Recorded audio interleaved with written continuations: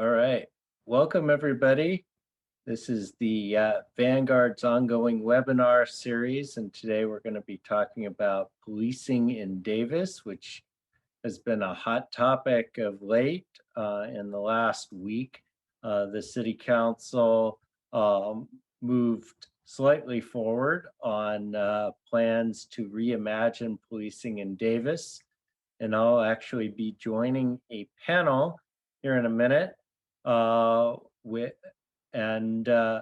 going to introduce our two moderators for today's webinar, Lauren Smith and Jordan Varney, who are the co-editors of our city desk for our student publication.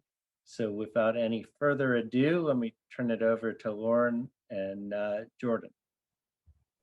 Hi, everyone. Welcome. We're really glad that you could be here with us today. And joining us is also one of our student writers, Emily. She covers a lot of the policing issues, so she'll be helping us today as well. We are very lucky to be joined by four guests who are doing influential and important work in Davis. So would you guys like to introduce yourself, talk a little bit about you and what you do in Davis? We can go Morgan, Julia, Michael, and then David. Sure. Hi, my name is Morgan Poindexter, and I am an immunology graduate student here at UC Davis, and got involved starting last summer with reimagining policing in Davis and what that would look like, and kind of doing some background research on alternative first responders, looking at some of the police data here, trying to figure out, what are the biggest problems, what are the, best solutions, where can we go from there? And so I've been working with Yolo People Power to accomplish those goals. Hi, I'm Julia Shaw, and I just finished up my PhD in ecology at UC Davis, and I'm also, like Morgan said, a member of the Yolo People Power research team for public safety in Davis. And so we got involved in this work when one of the social services commissioners reached out to see if there were people with experience doing academic literature review as well as data analysis, like basic data analysis skills to help the commissions out in writing their report. And so we've been involved in that. We've been involved in a lot of efforts for community education around the recommendations that the temporary joint subcommittee came up with this summer that council is considering. So yeah, really excited to be here. Thank you so much for having us. Hi, good afternoon. Michael Gennaco here. I'm calling in from Los Angeles, but I am the City of Davis's independent police auditor. We have been involved, or I've been involved in police oversight issues for about 20 years now. And prior to that, I was a federal prosecutor, prosecuting police officers throughout the country as a member of the Civil Rights Division, U.S. Department of Justice. And so we're also the police auditor for the cities of Anaheim and Burbank and Santa Cruz, Palo Alto, Las Cruces, New Mexico, and I've probably forgotten a few. But spent a good part of my time working on complaints received by my office, and look forward to this discussion. And I am David Greenwald again. When I started the Vanguard back in 2006, it was actually because of police issues in Davis. We had tried to bring civilian oversight into Davis at that time, and it didn't go over very well. And they ended up actually shutting down the Human Relations Commission because of that. And that kind of got me involved. I started writing the Vanguard. I also joined the Human Relations Commission from 2011 to 2018, and we worked on police issues then. And then really in the last few years, the city has implemented a whole bunch of changes. They brought in the independent police auditor, and they also started a civilian body, the Police Accountability Commission, which has pushed things back to what we were advocating for 15 years ago. And now we're still monitoring what's happening here in the city, and seeing what progress we can have now. Great. Well, thank you everyone for making the time to be here today. And as the panelists mentioned, we are going to be discussing the recent City Council meeting that discussed the 9 recommendations on reimagining public safety created by the Temporary Joint Subcommittee, the staff report in response to those recommendations, and the future of public safety in Davis. As David mentioned earlier, the first half will be questions generated from us, the hosts, and the second half we will be asking audience questions. So if you guys have any, just pop those in the chat and we will address them later on in the second half. Okay, so I can get us started with questions. So our first one is for Mike today about use of force cases in Davis. So I know that you were looking into the incidents in 2020, and I wanted to know if you could let us know like what types of calls or arrests they were associated with and how many different officers have been involved in those.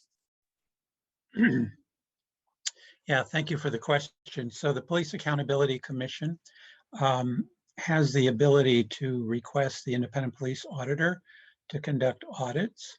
And they haven't used that responsibility until recently. But in January of this year, we were given an assignment to take a look at some of the model use of force policies that have been proposed throughout the country, the 8 can't wait policies plus one more, and see how they line up with Davis. And so we are doing that in a different ways. But one of the ways we're doing it is we're going to take a look at all of the use of force incidents that occurred and were reported in 2020. There were 8 use of force reports that were reported in 2020. We're looking at 7 of them. The 8th one is still under investigation, which is why we're not looking at that one, although I will be getting that one as part of my auditor duties eventually. And so we just got the packages like 3 days ago, so I won't be able to answer your question about what kind of use of force or how many officers were involved, but at some point we'll be reporting publicly the outcome of that audit and we'll have those answers. So generally in Davis, when we have use of force cases, have you looked at them in the past, and like what types do you see commonly here? Yeah, I have looked at use of force cases when individuals complain about use of force. But in these 7 incidents, as far as I understand, there was no complaint behind the use of force. So I wouldn't necessarily be seeing it. I do get to see all serious uses of force. So the officer involved shooting that occurred right around Christmas time a couple years ago, we are still reviewing that use of deadly force. But unless there's a complaint behind it, or alternatively, the department initiates an internal investigation into the incident, we wouldn't ordinarily be seeing all uses of force, which is why I think this audit is helpful and important, because the ordinary keyhole that we look at through the department is primarily driven by complaints, which is an important keyhole, but it is a keyhole. So this is enlarges our window into the department, and also will provide the public an enlarged window into the department, because we're going to report on what we find. Awesome. Thank you for clarifying that. So I don't know if you listened to the most recent city council meeting, but a 10th grader called in and described a use of force case. Well, sorry, it sounded like a use of force case. And so I wanted to know from you if that's something that you would have to get a complaint to investigate. I believe the child described that they were like handcuffed and pushed up against a wall and then hospitalized. And so I wanted to know if that kind of fits under your purview of something that you heard about that case, or if that is something that would be investigated as use of force. I wasn't aware of the allegation, but it sounds like the allegation is doing more than reporting the fact that force was used. It sounds like a complaint to me. So if anyone has any information about that and can bring it to my attention, I'd be happy to follow up on it. Okay, awesome. Thank you. Okay, great. I also have a question for you, Mike, about your work with other police departments. And are they establishing an independent body to go over these types of issues? Where are they in the process of educating police officers and in general reimagining public safety? Well, since the George Floyd murder, and I have to say, it's professional development for me, so I've been consumed with watching the trial the past couple of weeks. But and actually, one of my friends is testified as a use of force expert on behalf of the prosecution, who we often work with, actually. But to answer your specific question, since the George Floyd murder, our phone has been blowing up, our email has been blowing up with regard to other jurisdictions that are interested in developing oversight and have none.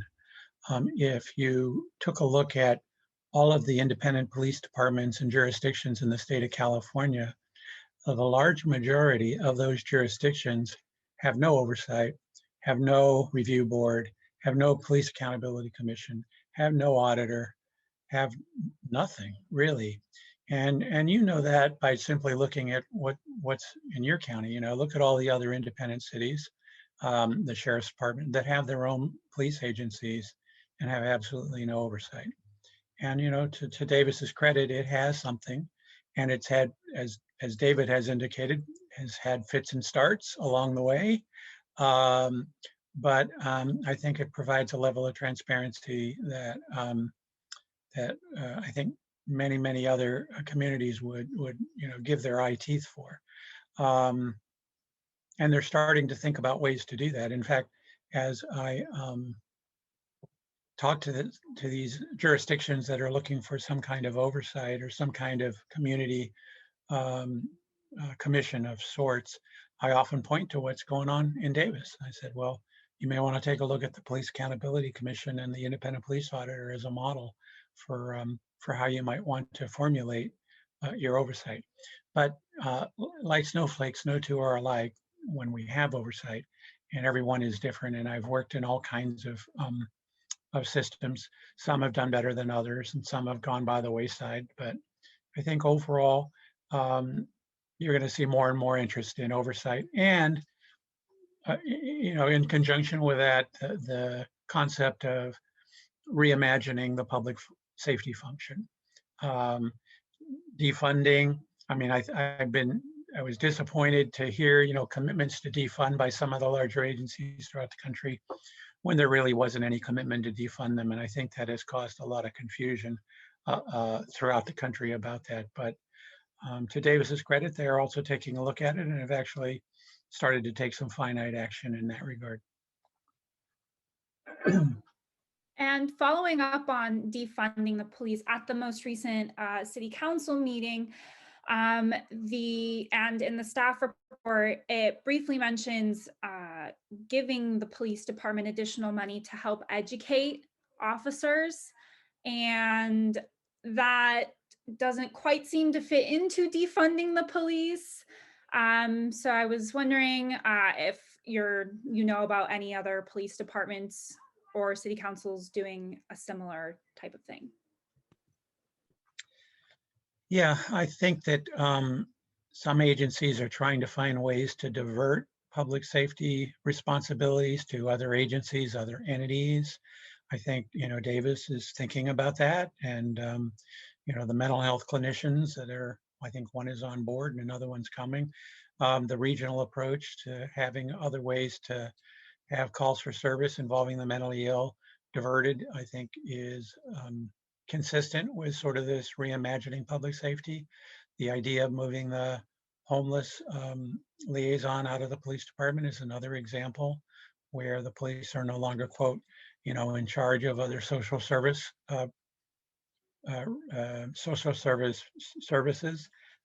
is a good idea and consistent with this concept. You know, I think if you look back at it historically,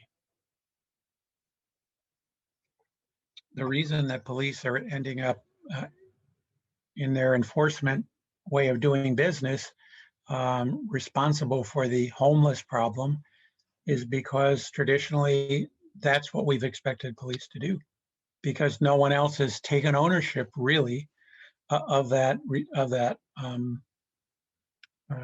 challenge. There have been a lot of great don't get me wrong, there have been a lot of great nonprofits, and there have been more recently more and more consideration of using other social service safety nets to help. But if you really look look back at it traditionally, and look at the numbers and you look at the encounters, it's the police that are called, and it's the police that respond when the community member is concerned about the activity or behavior of a homeless individual, or the mere fact that a homeless individual has the audacity to take up space, nearby their residence. Yeah, this is a good lead into our next question, which is for the other folks on the panel. There are 9 recommendations, as we know, from the Temporary Joint Subcommittee, and the first 8 kind of fit into and feed into the 9th one, which is about an independent Department of Public Safety. So I just wanted to ask, what kind of jobs would be in there if we got one? Why are people advocating for that? What would the structure be like? And what could a possible timeline be like for an independent Department of Public Safety to happen in Davis? I mean, I'll jump in with, I think, the part of your question, which is, why is this necessary? Why are we sort of asking for this? Which is essentially, right, we've coupled with what Mike was just describing, which is that we have not been funding social services at all, really, in this country, not just as a city of Davis or a county. So we have that underfunding. And then we also have, maybe linked or maybe just, separately, an overfunding or a tendency to fund law enforcement. If we look at Davis, 30% of our discretionary spending by our city is solely on the police department, right? So that's the biggest expense that we have of the discretionary funding. So we're, have a massive part of our budget that's going towards that and not anything that's going towards social services. And so I think fundamentally this effort is to really try to tip the scales back so that it's balanced, so that we're finding proactive ways to help people, for example, before they get to a crisis point. So getting them mental health care before they even get to the point where they're suicidal or where they're armed and having a manic episode or something like that, right? Like, we want to decrease the number of those instances by getting people the support and the treatment that they need up front. And so a Department of Public Safety, in my eyes, that's like the fundamental, kind of put your money where your mouth is, and let's fund this department and really get serious about social services. And in some respects, it's kind of like, stop kicking the can or passing the buck to the county or to the state. Like, there are people in your community, and we have the amount of money that we have. And I think that we can sort of reevaluate our priorities and put more of that money towards social services. So that would be like the number one. And then also secondarily, we know, and hopefully people are more aware of this now after everything that happened in 2020, is that police interactions with people of color are traumatic, historically traumatic, currently traumatic. There's violence and, people lose their lives. And so limiting the amount of contacts that the police are having that are unnecessary, right? Where a threat of force or where the fact that you're armed and carrying a gun is not necessary to do the job. So funneling some of those, well, in my eyes, all of the jobs that don't require a gun to a department like that makes a lot more sense, right? Because there's not the threat of violence, there's not the historic, generational trauma that exists in the police community, conversation. And so allowing other people to do those jobs would be beneficial to our non-white citizens. So, or, people that live in Davis or visit Davis, right?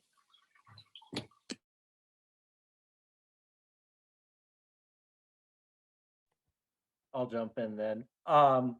So from my standpoint, I see 2 really critical things that the proposals do. The first one kind of jumps off on what Morgan was just talking about, what I call disproportionate policing. I'll discuss that in some detail at some other point, probably.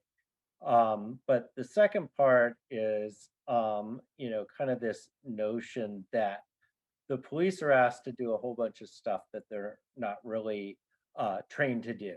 And unfortunately, I experienced that firsthand in the last year because I had a kid who was having a lot of trauma and ended up needing to bring the police out to our house many, many times over a few month period.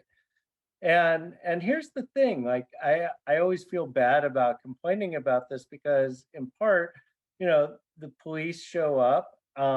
They're very compassionate in Davis. They were really trying to help, and so there's that part. But on the other hand, it became very obvious that there wasn't much they could do.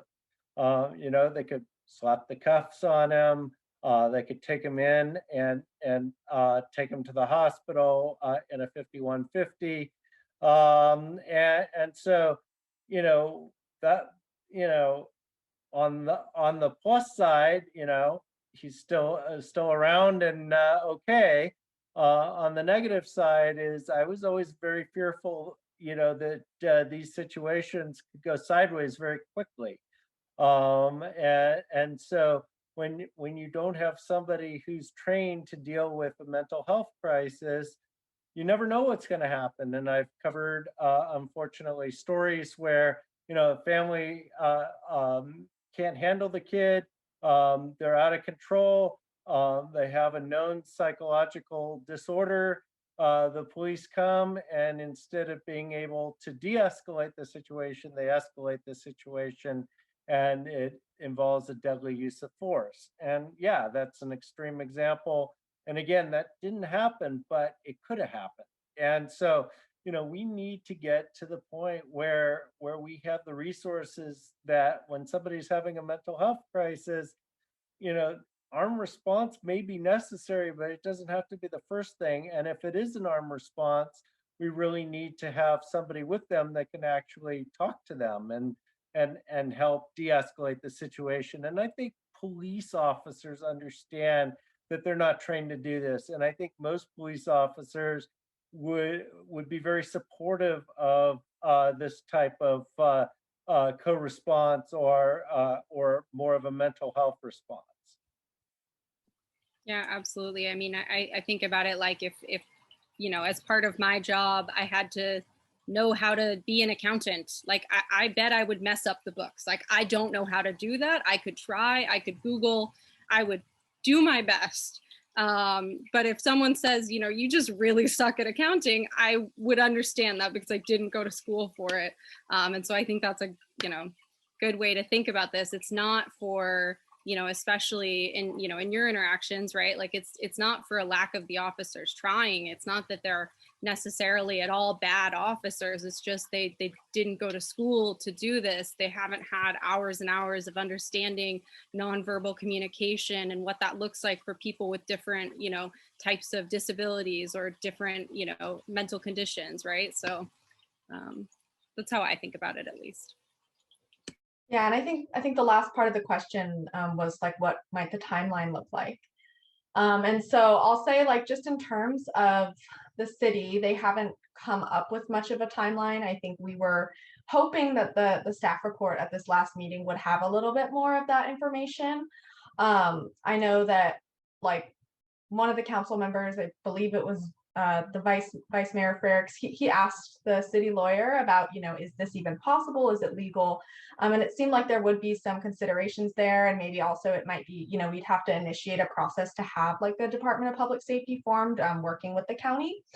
So these are definitely the kinds of questions and the kinds of specifics that we're hoping we can get answers to moving forward, because I think having those specific answers about legal questions, about like the kinds of resources we're going to need, that's really going to be necessary to understand like what the best path forward is and what the timeline might look like.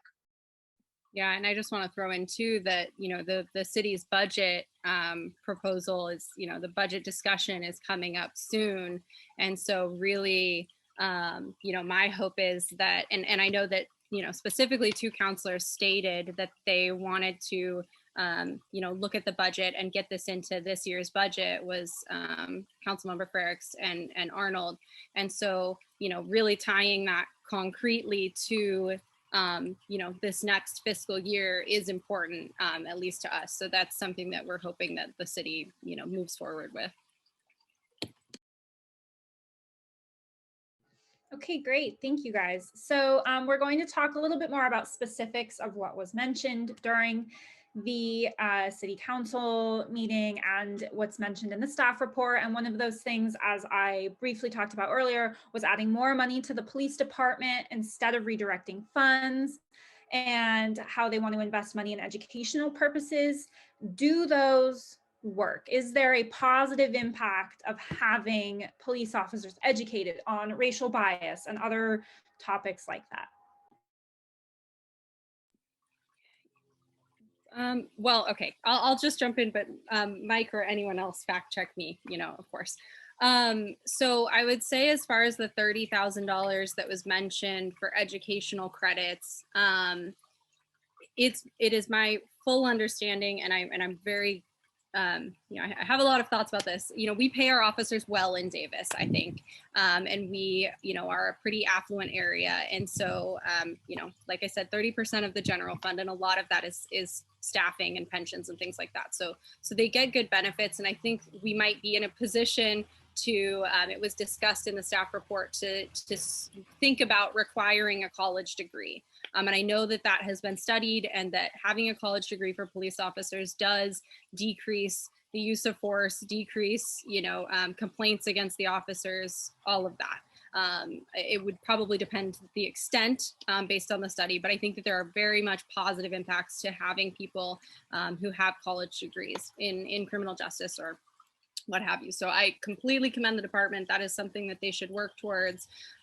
What I'm wary of is that $30,000 for educational credits, which seems to be like targeting current officers. So maybe someone who's been on the force for 15 years, taking a college credit or taking, some sort of classes in that respect. And I don't know if that's going to give you the same benefit as hiring people who come from a background and have had more life experiences. I mean, I think some of this is tied to, the diversity of voices that you get on a college campus and the types of people that you would meet by, say, moving out of your hometown and meeting new people and all of that comes with sort of just being around and studying and all of that, being at a university. So I think some of those like intangible benefits aren't necessarily going to be afforded to officers who have already gone through their training and have gone through the academy.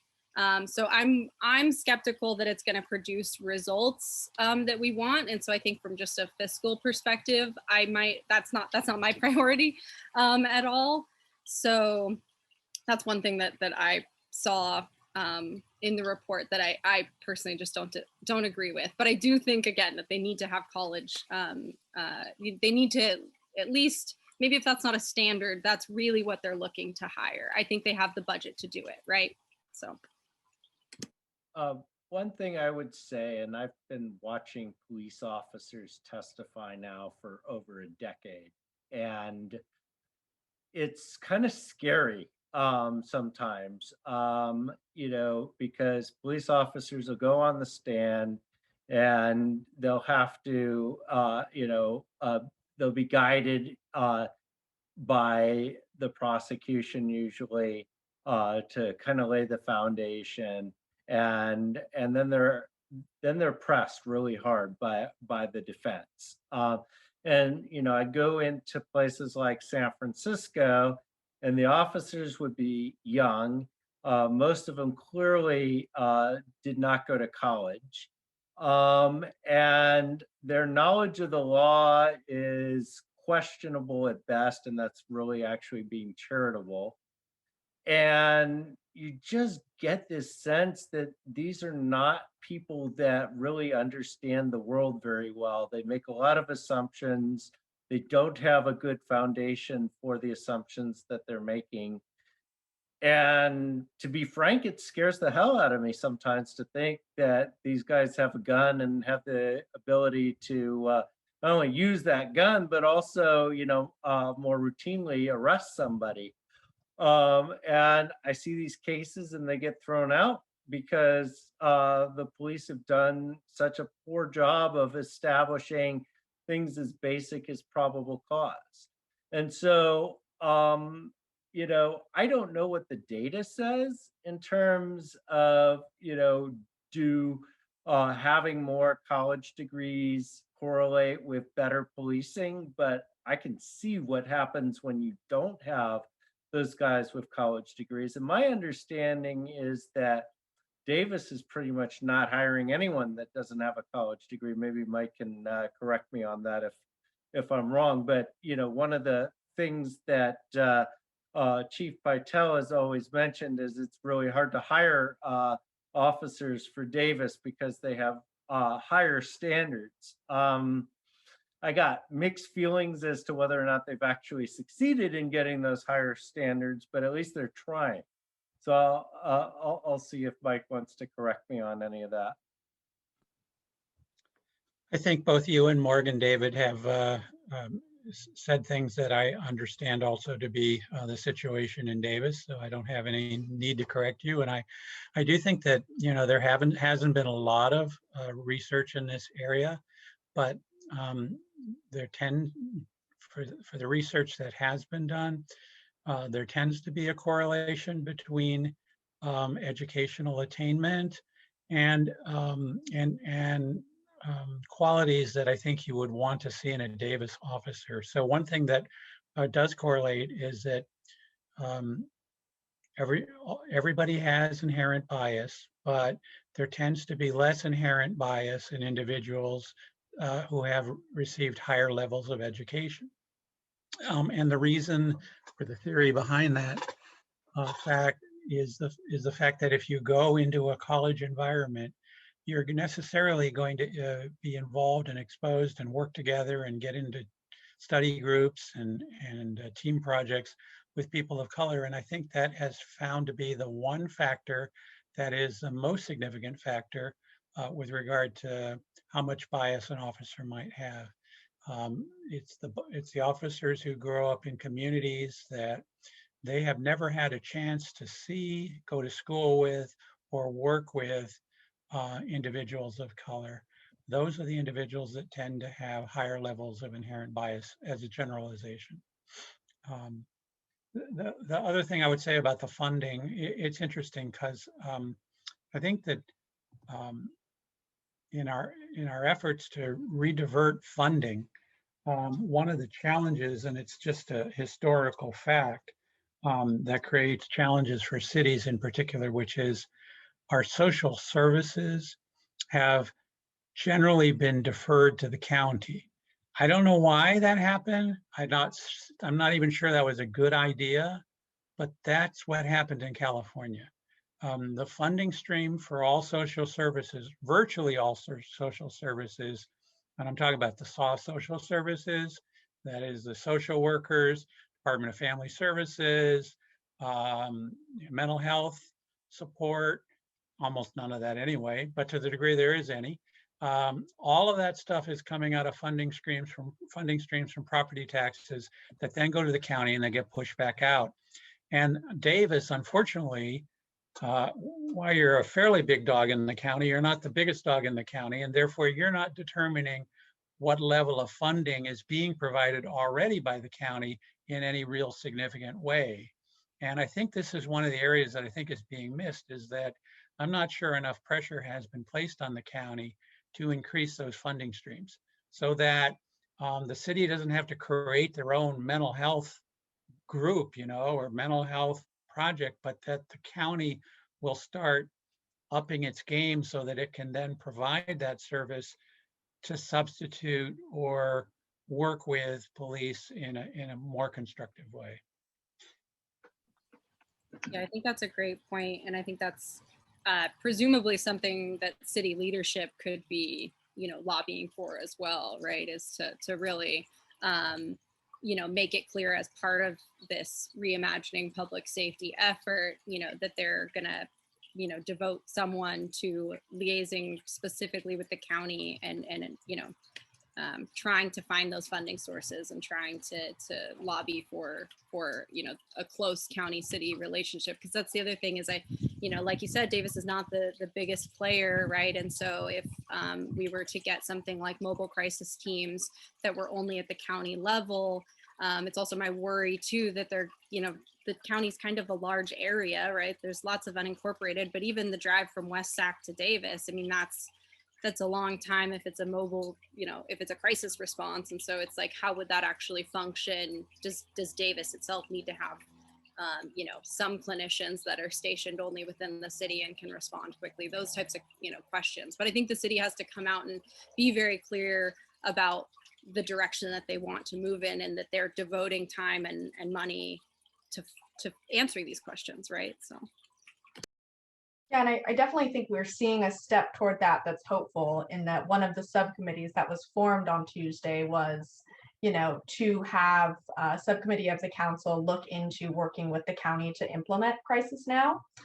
So I think, there's a lot of opportunity there to stay engaged and to make sure that, that subcommittee is looking into these kinds of questions and making sure that we're going to get adequate service to Davis, that we're going to be putting enough funding aside for Davis to actually be able to, solve some of these mental health crises and situations and be a little more proactive. And I think another thing I just thought of too is, like, in Davis, we have, a pretty large and involves like retired community, many of which have professional experience in mental health care, being social workers, etc.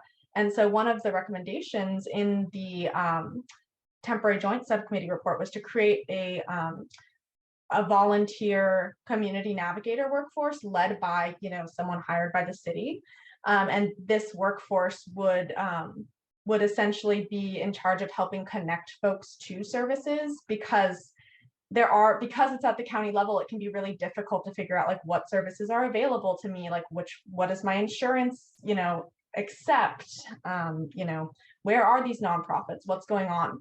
And so that's a thing that I was definitely disappointed that the staff report it only kind of gave a cursory glance to, but I think it could be really impactful, especially when we're thinking about these proactive before the point of crisis services and making sure that people are getting the help they need. Thank you all for your responses.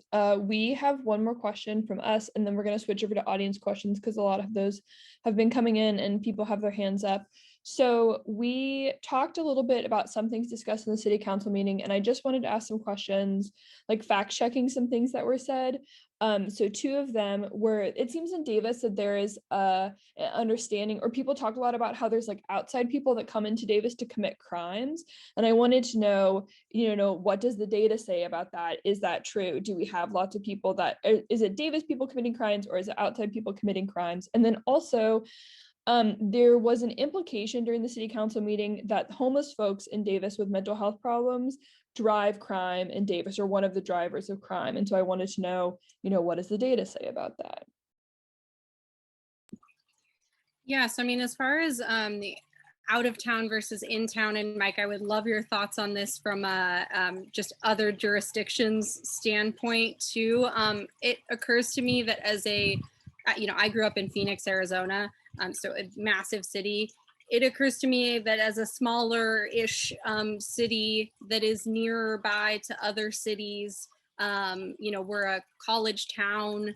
There are going to be people coming from outside of Davis to Davis all the time. And I don't think that it's surprising to me that some of them might then be arrested for some types of things. Like it's not, I don't know, it gets pointed to a lot by the police chief and others in the department as like this abnormal sort of really indicative of some big problem thing. And to me, it's kind of just like, yeah, I mean, there are people that live elsewhere. There's bigger cities around us. So it's kind of like the likelihood that someone might be committing a crime in Davis is probably likely that they don't live here, especially when school's up and there's, you know, people that you know, frequently come into the city for other reasons.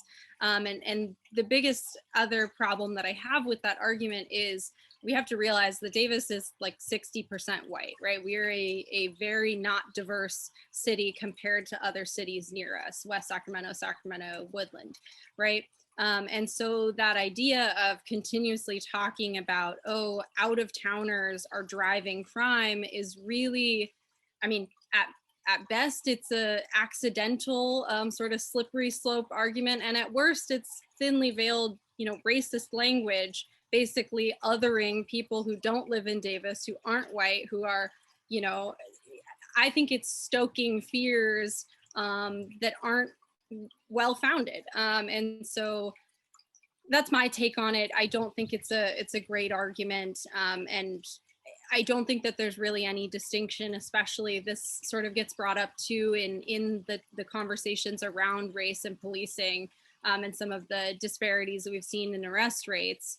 You know, I don't know how it's not as if someone wears a sticker like resident of Davis or not resident of Davis. So, you know, if there's racial profiling, and I'm not saying that there is, but if there is, the residency isn't a factor that changes that profiling that could be occurring. So I'll keep it at that. I think that we could be making better arguments, and I particularly don't find that very convincing. And you know, like I said, at worst it's offensive. So I'll jump in here too, because I've written on this week. Part of my problem with this whole argument is that we actually have a lot of known data about who comes into town. We know that there's somewhere between 25 and 30,000 people during normal non-COVID times that come into town to work at the university. And we have that data from, there's a 2017 State of the City report, and the university annually does a transportation study. We also know from the State of the City report that somewhere between 10 and 20% of those people going into the downtown are from out of town. Actually, not the State of the City report, that's from the Davis downtown plan. So we have actually a good amount of data on who comes, and the university tracks pretty well what the demographics of that data look like. The problem I have here is, you know, this idea that there's a whole bunch of people coming into town, and that's actually what's skewing a lot of this data. And I don't think that that's happening. You know, I'd like to see us kind of do a better data analysis. And one of the problems I have, not just with the city of Davis, but in general, is that government doesn't do a great job of analytics. The city doesn't have a dedicated data person. We had the same problem actually when we were looking at jail data in Yolo County. But you know, it's interesting. If you go to like San Francisco and you look, you know, the jail is like 55% Black, and the population is 6% Black. And some people will point out, well, you know, a bunch of people who get arrested are actually from Oakland, they're not from San Francisco. And, you know, the problem with doing it that way is that you probably have millions of people coming into San Francisco every day, and most of them are not coming in to commit crimes. And so you still end up with this vastly disproportionate share of the population that's either getting arrested or getting stopped or is being incarcerated. And the other problem, and then I'll let somebody else speak, is that this becomes a distraction to actually trying to figure out, well, why do we have this big disparity? Because we're stuck on, it's just like the global warming debate, right? We spend all our time debating whether there's global warming, and we spend none of our time trying to figure out how to stop it if it's happening. And I see this as, and I think Morgan alluded to it, I see this as distracting from what we actually need to do, which is not necessarily figure out that there is a disparity, because I think even Chief Pytel would acknowledge that there's a disparity. We need to figure out, what's causing that disparity and how we can deal with it. Yeah, and just to jump onto that, David, I completely agree with you there. We did, well, the temporary joint subcommittee did look at Davis only data for arrests by race, and they found that Black Davis residents are 5 times more likely to be arrested compared to their population share in Davis. So that number did go down slightly when we, took the out of town data out, but there's still that disparity there. I mean, that there's no causality there. We can't say necessarily why that's happening, but there is a disparity. And I did notice, that like when the data first came out, people were saying, oh, well, we need to benchmark it properly. There's this out of towner excuse that comes up. And now in the staff report, it says, well, we need qualitative data. So I think that speaks to the point that David is making, that it's like, you can always have more information. You can always look at things a different way and get a more nuanced view. But the truth is, we're never going to have a perfect view of things. But we have a pretty good sense of the fact that there's structural racism, and there are plenty of, experts probably at UC Davis who know how this manifests itself in the system, and if there are some solutions to try to mitigate some of that. And so I think the more important thing, as David was alluding to, was try to understand how we can address this, right? Like, we know that there's structural racism in this country. We know that that manifests in the law enforcement system, and trying to figure out how much is happening and what, that's good information, but I don't think it should stop the discussion. And I think in this world, you're never going to have perfect information. I have to deal with that as an ecologist all the time, but you still have to make decisions on the best information that you have. And policy decisions are made all the time based on best available information. So.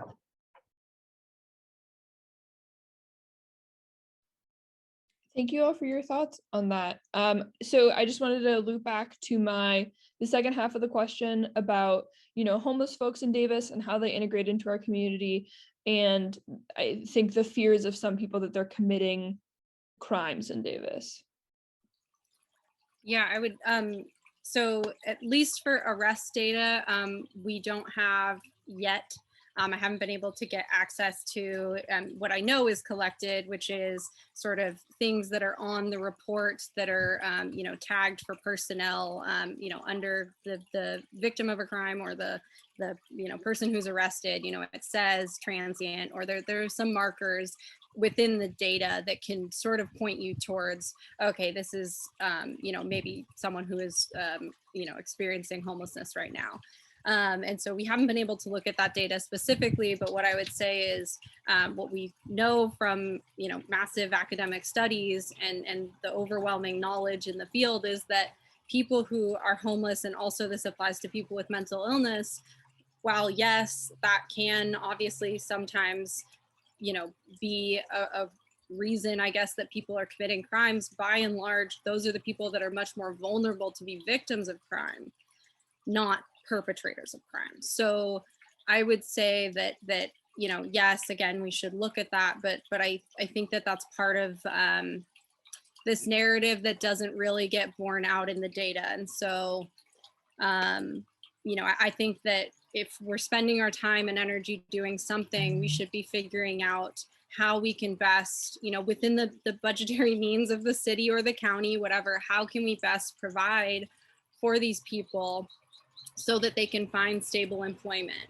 so that they can then provide for themselves? How can we do that? Because if you're worried about, them committing crimes, the homeless committing crimes, then you should also want there to be less homeless. And so that is also sort of fits into our proactive, approach to public safety, rather than simply relying on these sort of punitive methods where you're, sometimes just financially, if you're citing someone for a camping city code violation, I mean, what's that going to do if they're homeless? They likely can't pay that fine.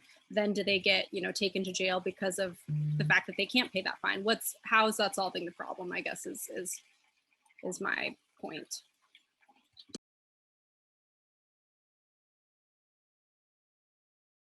Okay, great. So now we've reached the middle portion of our discussion today, and we're going to start answering some of the audience questions that have been coming in. So our writer, Emily, is going to start reading them off. Hi, to start off the audience portion, I noticed that our mayor has her hand raised. So if you have a question and you wanted to state it now, or until then, we can look at some of the previous questions from earlier. So we had two early on in the webinar from Larry, and they were directed for Michael. Hang on, Emily, I just allowed Gloria to be able to speak. Sorry to interrupt. Gloria, if you wanted to say something. Not to put you on the spot. Hi, you know what? I did not have my hand raised. I must have hit that in error, but that's okay. I've been listening intently, and so I will continue to listen. And this is great conversation. Thanks for doing this, David, as usual. Thank you. All right. Well, we had two questions that were directed for Michael, and one of them was a shorter one asking, can someone not directly involved in a use of force incident file a complaint? And then there was one asking about what you see as the biggest problem and how our existing safety system operates.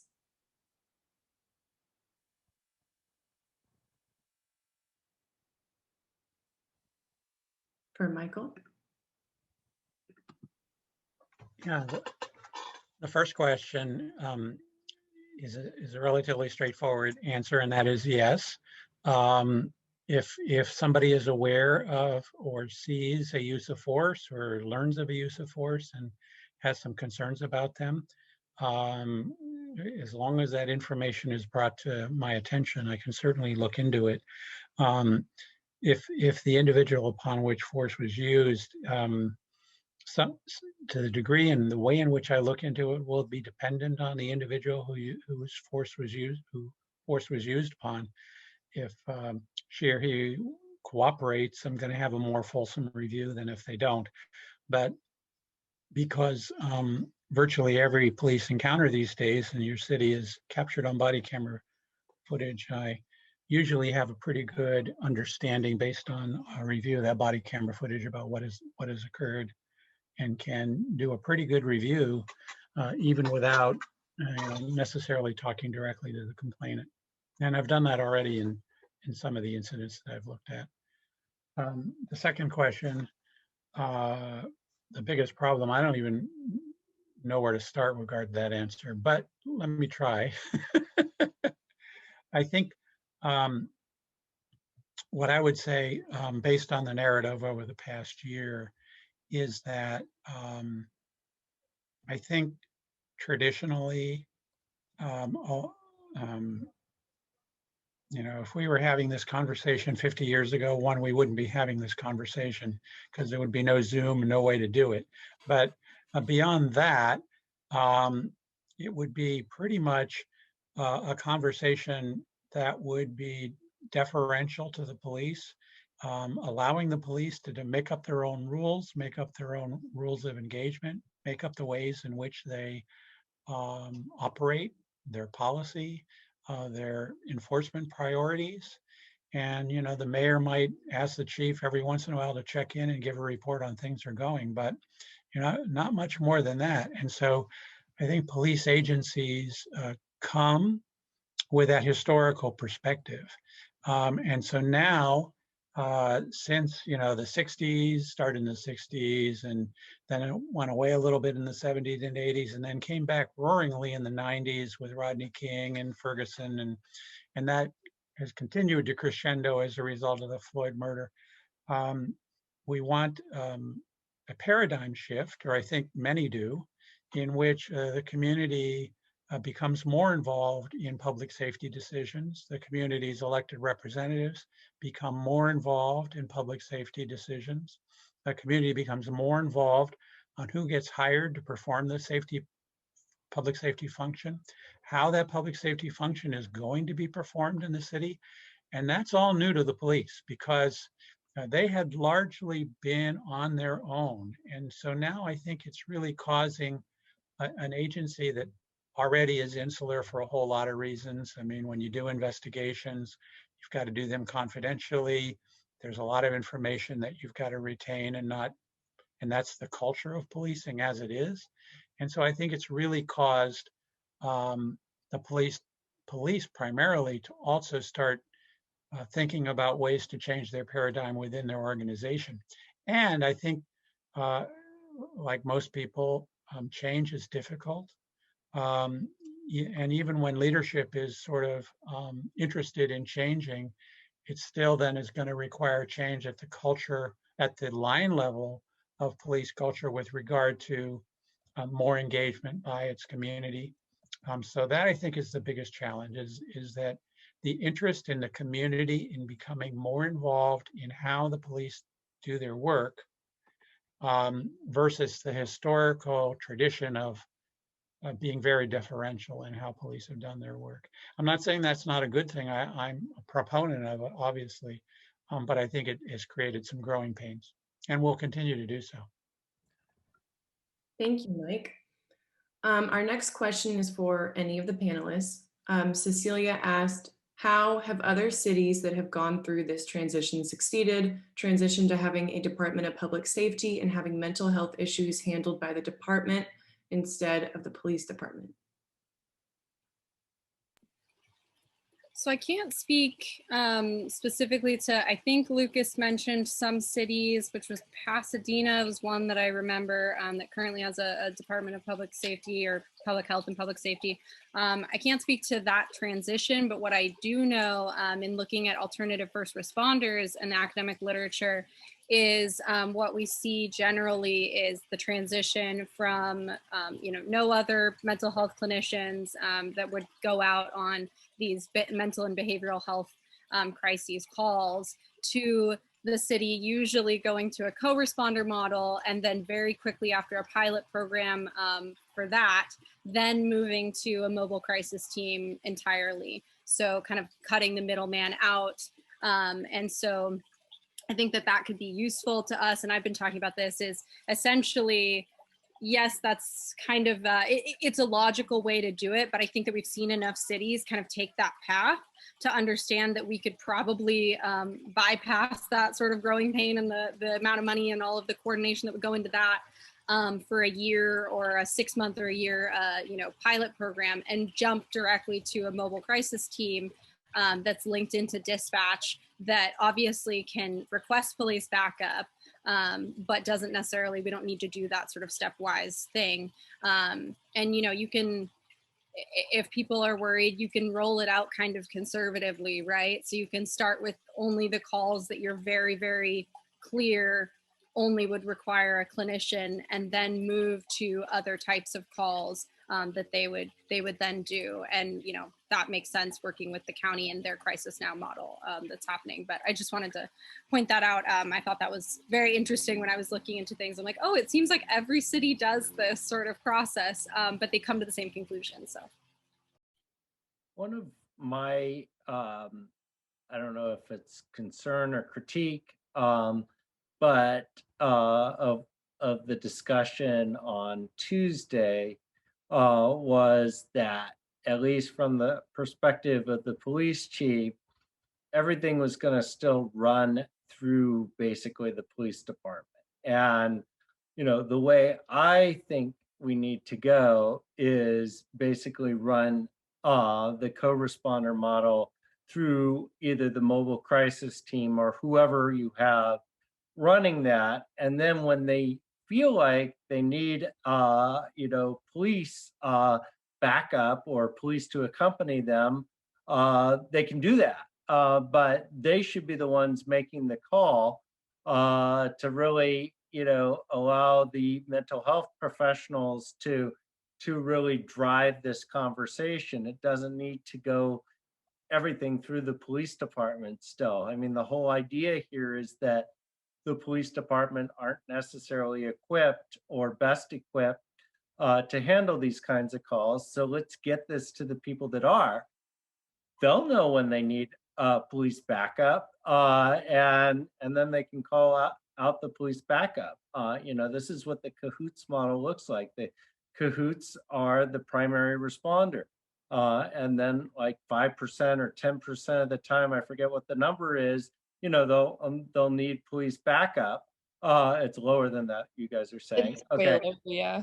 But, some small percentage of the time they need a police backup and then they can do it. But most of the time they don't. So why do you need to go through the police department? Yeah, exactly. I think it's only very rarely that you would need backup. And so framing it in that way that police are still an integral part of this. I mean, it makes sense culturally and kind of like we've been talking about sort of what we're used to. But I don't think that it makes sense logically. Again, I'm not an accountant. I can't account. I cannot do the books. So why keep asking me to do it? Please get the real person, the right person for the job. So hopefully that's what we transition to. Thank you, guys. Our next question is from Roy in the chat, and it's directed for Michael. Do you think the DPD and city are collecting and reporting appropriate data, which will be helpful in monitoring bias? The chief thinks RIPA will be helpful. What is your view? Well, I think the information that is being pumped out and that it was pumped out early is a positive indication. And rather than waiting for the state requirements to kick in, I think that's all helpful. I think the data, once the data is put out there, I think the real challenge is figuring out what the data means.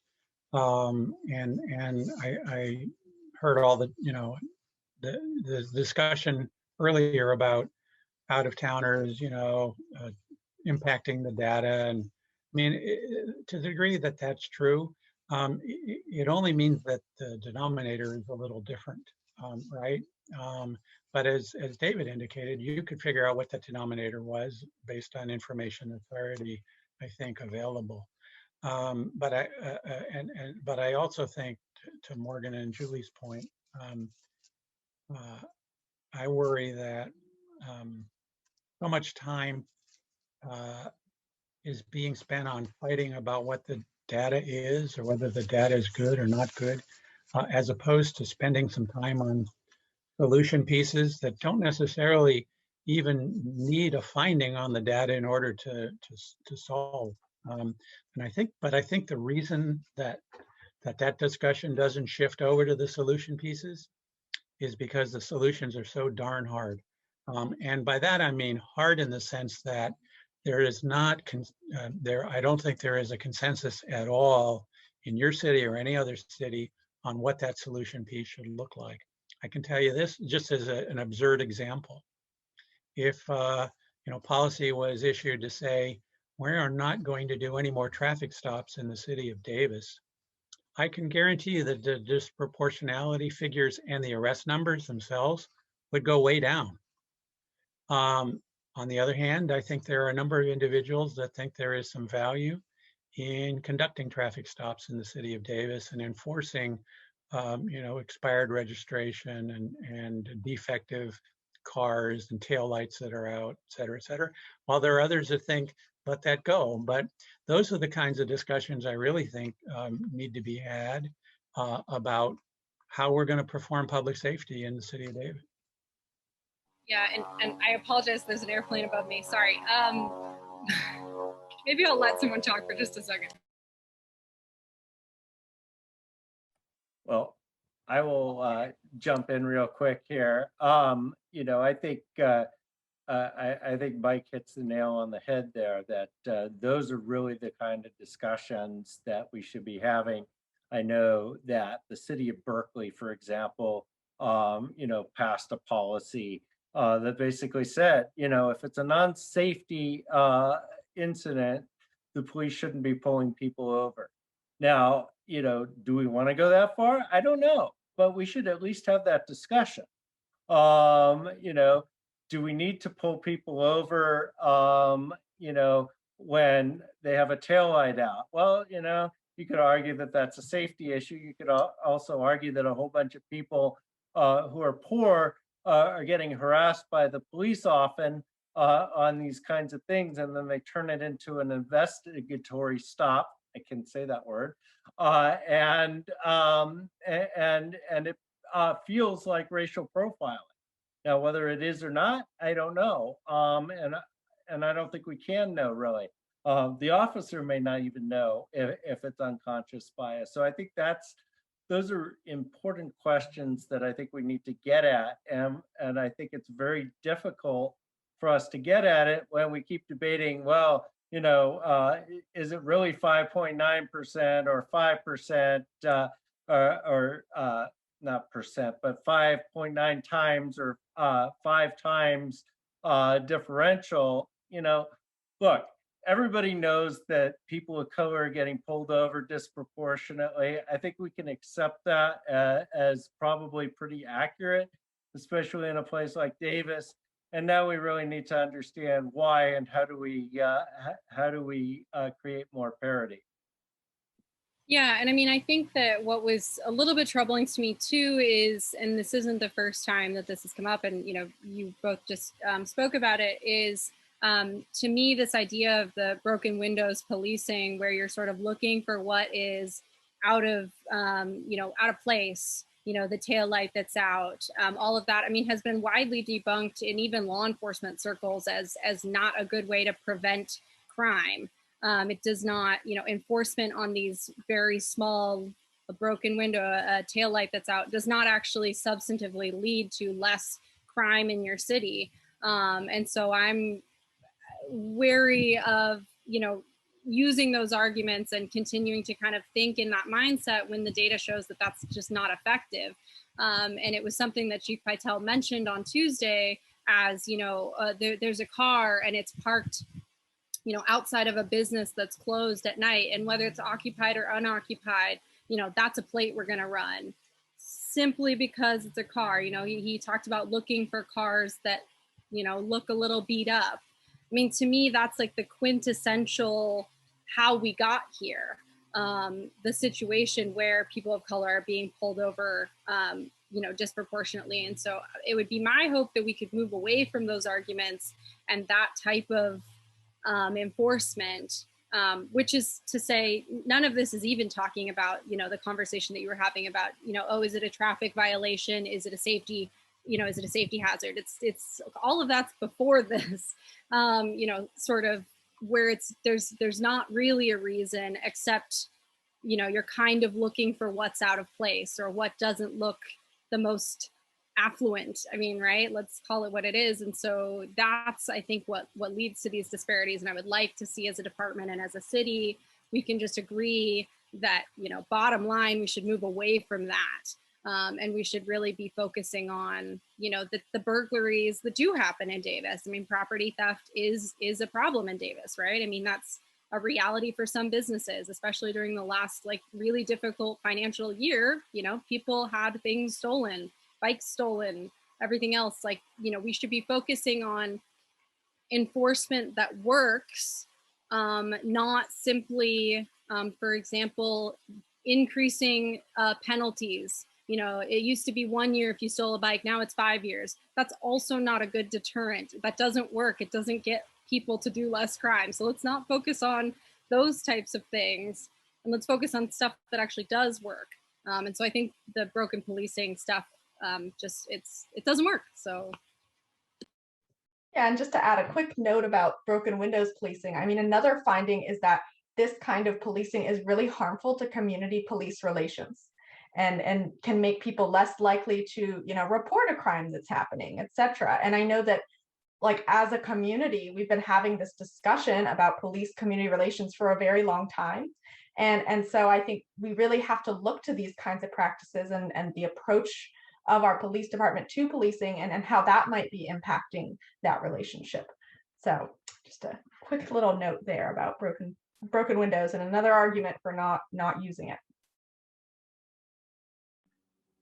Thank you, guys. We have another question that is directed for Morgan, but any panelists are welcome to answer it. It's asking about how the leap was made from people who come from out of town to commit crimes to other and non-white. Why does it matter what race criminals are from out of town? Yeah, I mean, I certainly do not know the chief's intentions or his thought process, right? But this is something that's come up a number of times, and what my point is I think that we need to be very, very careful and thoughtful when we have these type of arguments and discussions, and whether it's, you know, intended on the police's part, the implication can be, if someone's listening to this, right, someone who is a homeowner who's already worried about, you know, property crime, which, by the way, in the United States, if you look at violent crime rates, or I think it's just all crime rates versus fear of a crime happening to you, over the last like 50 years, the crime rates have gone steadily down and the fear of the crime has gone steadily up. So it doesn't make much sense. And so we're already kind of in this society where we're hesitant and we're nervous, and we think that, you know, at any moment someone could break in and steal our stuff. And so if the police are using this language about out-of-towners, you know, again, I don't know his intention, but that very much implies people that don't look like us, that don't live with us. It's not your neighbor, it's a scary other guy. And I hate that like othering language, because I mean, there are totally nice people that live in Woodland and lovely teachers in West Sac. So, you know, just because they don't live in Davis, you know, there was a time that I didn't live in Davis. Was I a scary other person? So yeah, I just personally don't love that, and the implications that it could have to someone, either interpreting it, you know, rightly or wrongly, right? But we have to think about how people could interpret that language. So, especially given that Davis is so white compared to the neighboring cities. So, and also just to add, like this question of out-of-towners generally comes up in the context of the race data, of the racial arrests, of the you know, disproportionate stops, etc. So there's also a connection there, right? And that's why someone could, you know, make that connection in their head.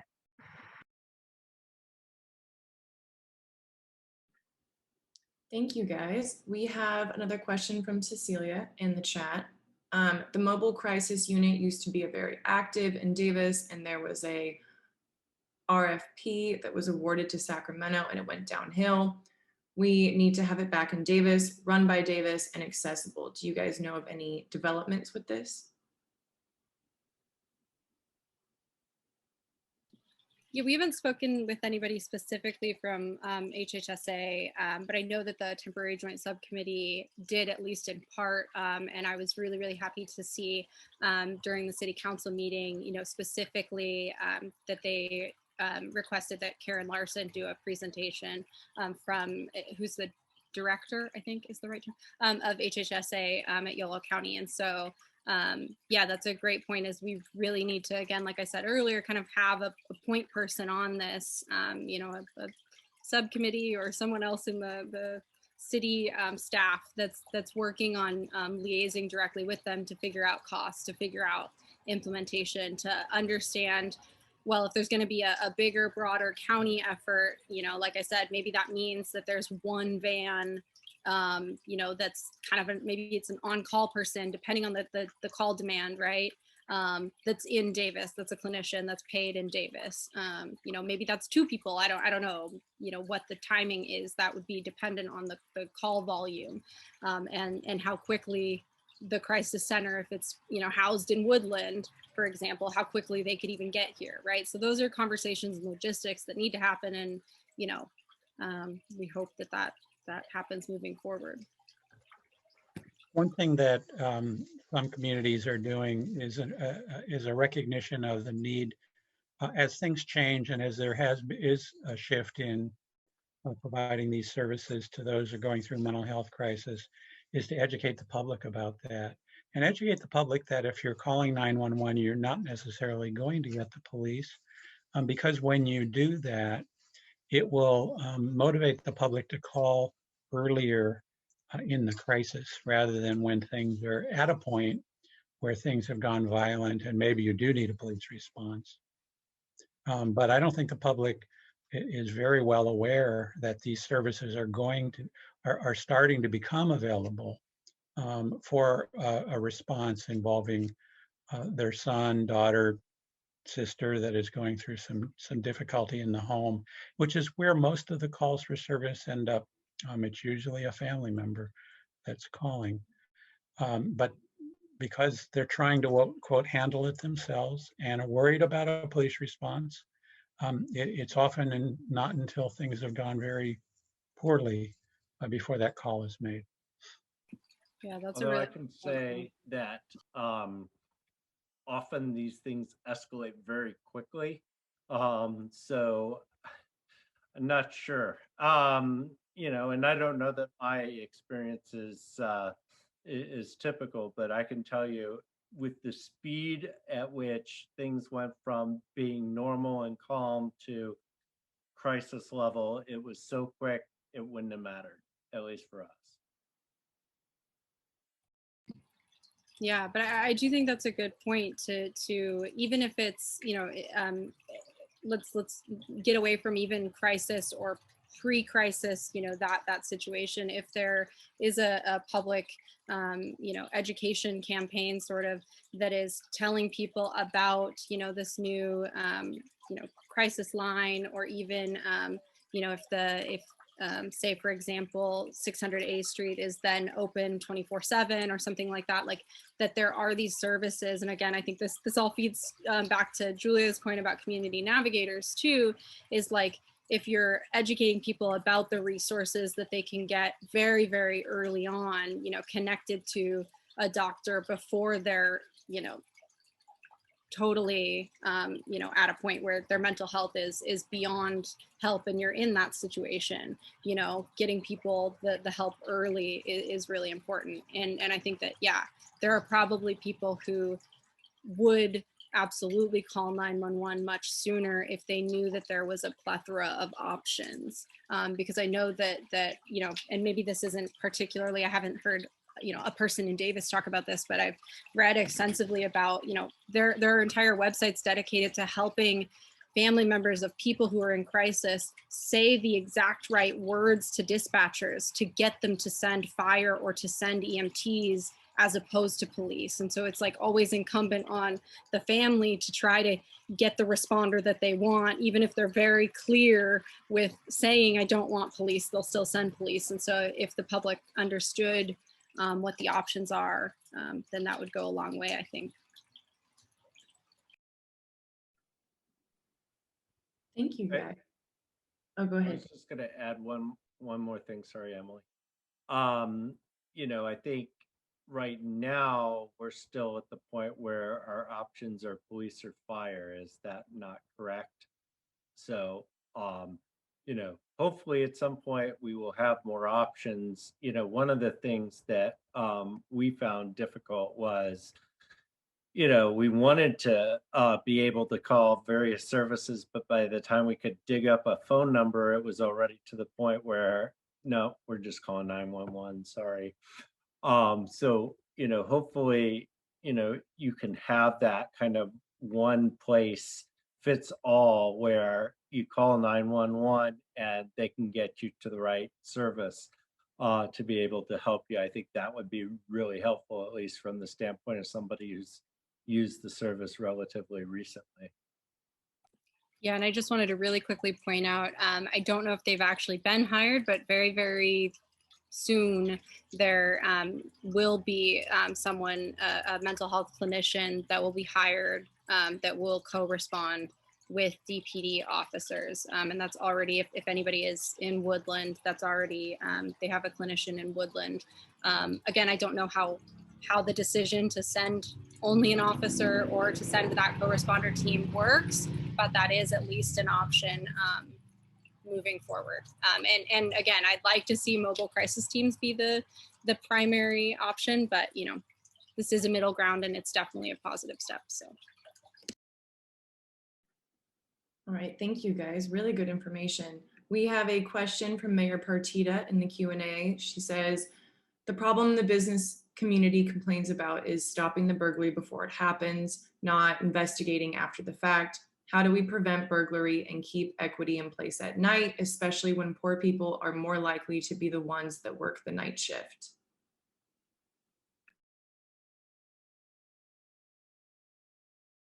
Maybe Mike, do you have any, you know, particular knowledge of effective versus non-effective crime deterrence or strategies? I mean, I know that, for example, like Ring cameras for home, you know, robberies, things like that. I mean, that hasn't been really all that effective. I you know, read something about Ring kind of being sad about that. I think as a company, they were like, we thought that this could be helpful, but hasn't really been used by law enforcement fully. So I wondered your thoughts. Yeah, obviously the prevention piece is ideal, although it becomes complicated. To your point about the Ring function and how that had a potential of deterrence, couple things. One, I think that there are some civil liberty issues surrounding having police access the Ring information, how that's going to be accomplished, and you know, whether we want a surveillance society. I think that there are libertarians that push up against that and are being successful in pushing up against that in some communities. But I think also that what I've heard anecdotally is too many times those who subscribe to Ring get a good view of their property being taken away from them and their cars being vandalized and their catalytic converter going away. But that's it. They're just, in some ways, it's more frustrating to see the details of all that happening, you know, 12 hours after it's happened. Although it provides some leads for law enforcement, I do think it, you know, the value of that information is not always as great as you see on TV dramas. Not every case gets solved. In fact, most burglaries don't get solved, unfortunately. One thing I would add, first of all, just to let people know, is we tried really hard to get somebody from the police department to be able to join us today.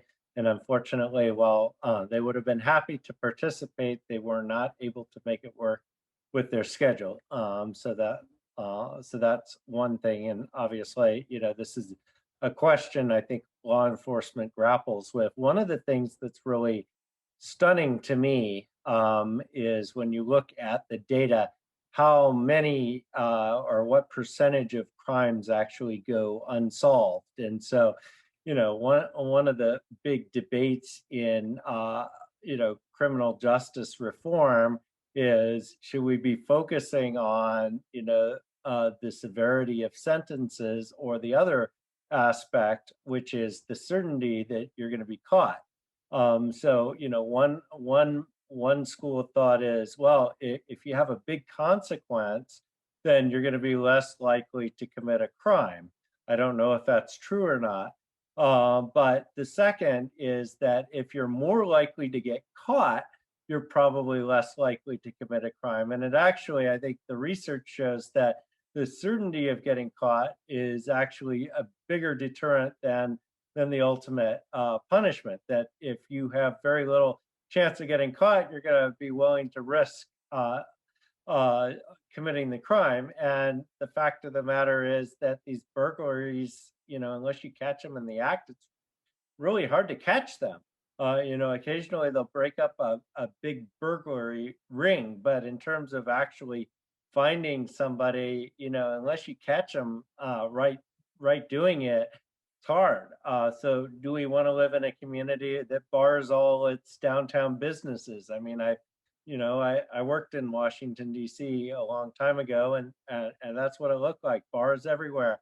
You close it down, you close that gate, and makes it harder for somebody to come in and burglarize it. But I don't think a lot of people want to live in a community like that. A lot of people move to Davis to avoid that. So I don't know that there's a good answer. I think it's a good question to pose for the police.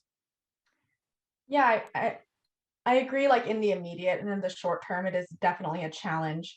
But I think something that we're trying to do in terms of reimagining public safety and really our starting point when we were doing our academics like literature review was like, what are the social determinants of public safety and of crime? And we found that there's a lot of overlap there in terms of like things you can do in the long term and in the proactive sense that can help reduce crime and make a community safer. And so a lot of these are just like basic social services type things. And so those are things like, having access to mental health care, having access to just medical care in general, having, economic security and housing and food security, having access to educational opportunities. And so that's why I think, they're really, when we're thinking about safety, in the current sense and in the current model, it tends to be very reactive. And so we're trying to take a step back and instead look at the proactive and how to reduce crime, and make it so that people don't feel like they need to, commit crimes. And especially when it comes to property crimes, there is correlation with socioeconomic status. And so I think there is this tension, of course, between short-term, long-term solutions, but I think it's really important that as a society, we try to start thinking about these long-term solutions and making our community safer. And that's also where, social equity, anti-racism comes in, because if everyone doesn't have access to these services, if everyone doesn't have access to these opportunities, that's actually going to be a threat to safety to everybody.